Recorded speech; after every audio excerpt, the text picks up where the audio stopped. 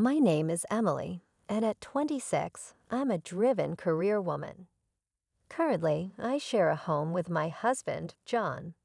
Lately, I've been contemplating starting a family soon, but John believes we should first focus on building a house and settling down before considering children. Therefore, we're diligently saving money for our future home. Despite my desire to start a family promptly, John remains adamant about his stance. Whenever I broach the topic of children, he reiterates the need to establish our home first. It's disheartening how he disregards my perspective. I resign myself to the idea that I must work harder to contribute to our savings. John and I have been married for a year now, and I've noticed a pattern in our relationship. He rarely considers my opinions, a trait that persisted from our dating days. Initially, I admired his strong convictions, but in marriage, mutual respect for each other's viewpoints is essential. I fear our marriage is faltering, especially with the influence of his parents, who live just a short drive away. John frequently visits his parents, citing reasons like cutting down on expenses. However, I've discovered he indulges in drinks with his coworkers, conveniently omitting these expenses from his frugal calculations. It's perplexing how stringent he is with me about saving but lenient with himself. His frugality extends to trivial matters, like conserving hot water and turning off lights prematurely, directives he imposes solely on me. If only he extended the same standards to himself, perhaps our relationship wouldn't feel so one-sided. I would be seething with anger. However, he seems to believe it's acceptable to impose his ideas on others. Every week, when we visit his parents' house, a new problem surfaces. Hasn't it been a year since you got married? We want some good news soon. Well, we'll be able to see our grandchild, exclaims both my in-laws, putting immense pressure on me. Glancing at John sitting beside me, I can tell he's glaring disapprovingly. It's evident he wants to say, "Don't say unnecessary things." While I share the desire for a child, John insists on building our own home first. It's entirely inappropriate for my in-laws to pressure me to have a child in this situation. Rather than advising John, who doesn't listen to my words at all regarding having children, my in-laws persist in pressuring me. Despite wanting to speak up, I'm silenced by their constant pressure for a grandchild. After the meal, John announces, "I'm going out for a smoke." "You know, Emily, it seems like you're working, but if you want to be a housewife, you should quit your job and work hard to be a good wife. Maybe that's why John isn't paying attention to you." It feels as though I'm being told I can't have children because I'm working. Despite my strong desire for children, John is the one not thinking about having them anytime soon. "Just quit your job already," urges my in-law. I retort, "It was John who asked me to work." "Why don't you talk to John first before constantly lecturing me?" Expressing my anger, I continue, "When it comes to having children, I want them too. But it's John who stubbornly refuses to listen to me until we have our own home. Instead of nagging at me, why don't you make sure you tell your son the truth?" My words leave my in-laws in a state of shock. I excused myself with a simple apology and left the table, making my way toward the entrance. The anger within me extended to John, who leisurely smoked by the entrance without saying a word. I climbed into the car, and he followed suit, casually remarking, "Hey, are you leaving already?" Knowing he would never disclose the truth to his parents, I grew weary of the various things my in-laws constantly told me. I declared that I wouldn't be visiting my in-laws' house anymore, and John widened his eyes in surprise. "Why not? We can save on food expenses, right? You also want a home soon and children, don't you?" he questioned. Fed up with the continuous impositions from both him and my in-laws, I snapped back, "If it's about saving, I've told you many times that we would save more if you stopped going to drinking parties or smoking instead of driving to your parents' house just to save the cost of one meal." Why don't you save in that way? Everyone needs a break. Expressing my frustration, I continued, you keep imposing things on me, like not using hot water and turning off the lights by 10 p.m.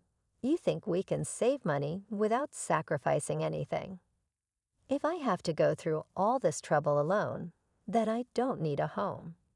I'm fed up with this. You never sacrifice anything yourself, but you're okay with imposing it on others. He seemed to downplay the situation, saying, it's not a big deal. But I countered, no, it is a big deal. How much patience do you think I've had all this time? Moreover, I was infuriated by his pretense in front of his parents, making it appear as if I were the reason we couldn't have grandchildren. I'm tired of being the only one asked to have grandchildren. It's not me who doesn't want children, it's John.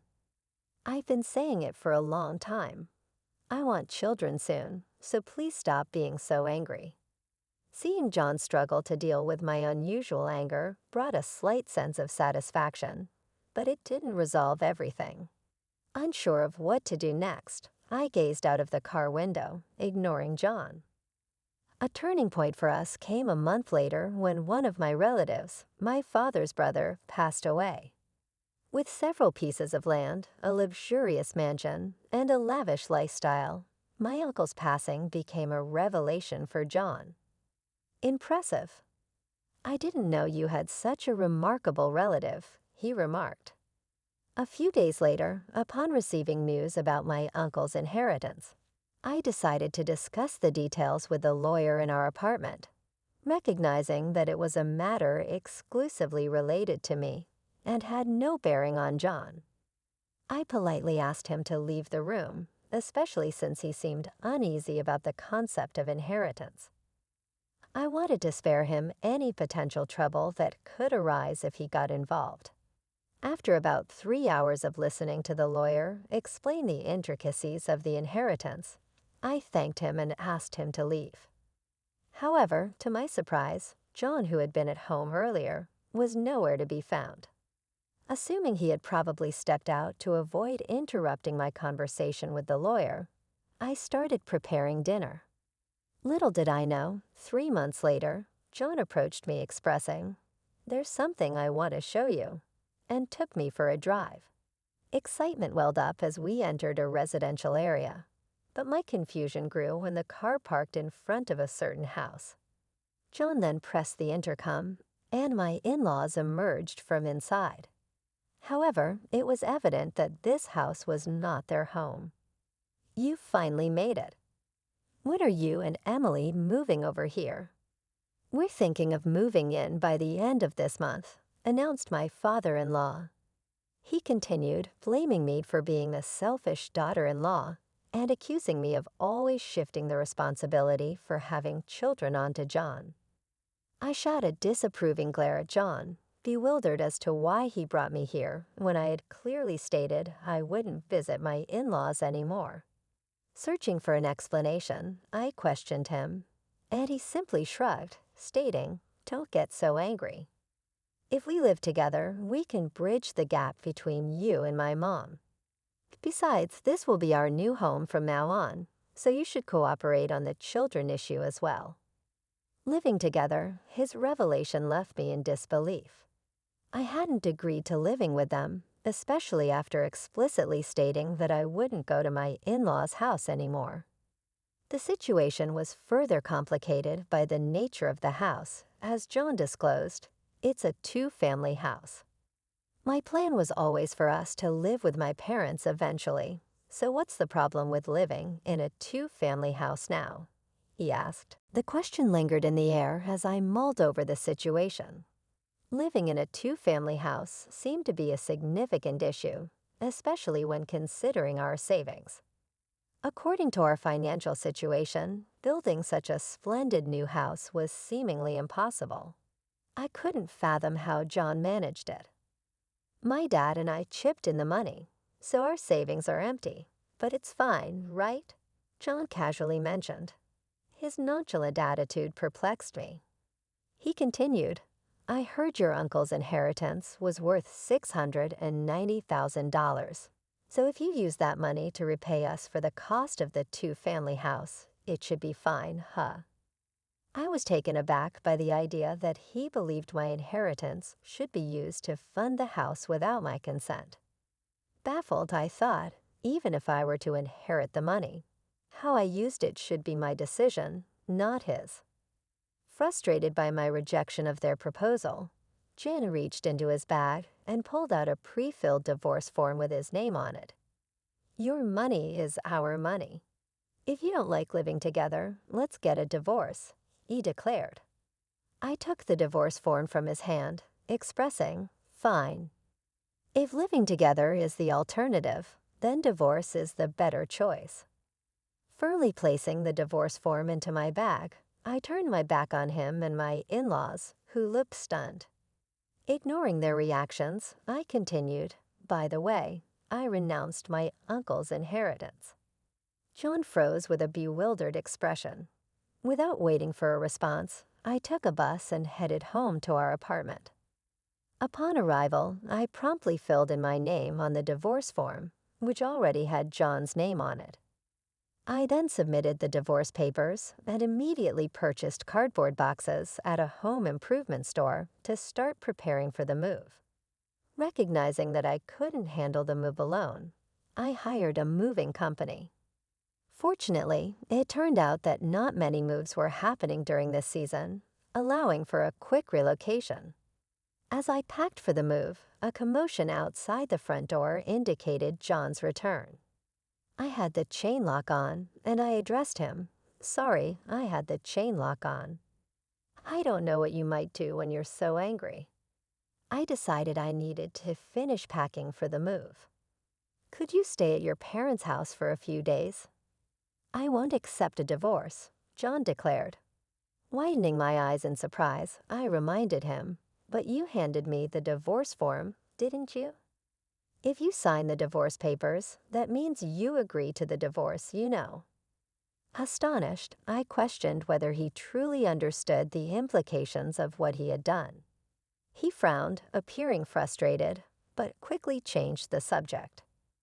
Why would you give up on a $690,000 inheritance? Normally, you'd inherit it, he questioned. It seemed he had overheard some details about the inheritance, but hadn't grasped the full story. Likely after learning about the $690,000 inheritance, he had rushed to my in-laws, and they impulsively purchased the two-family house without considering the consequences. I explained the inheritance discussion came to me because there wasn't anyone else to inherit it. My uncle had 3 sons, 2 daughters, a wife, and grandchildren. However, all of them renounced the inheritance, so it ended up coming to me. My uncle did have $690,000, but he had to demolish his mansion, spend a lot on maintaining his land, and had plenty of debt. I realized that renouncing the inheritance was a better choice than inheriting it. John was in disbelief, exclaiming, "No way."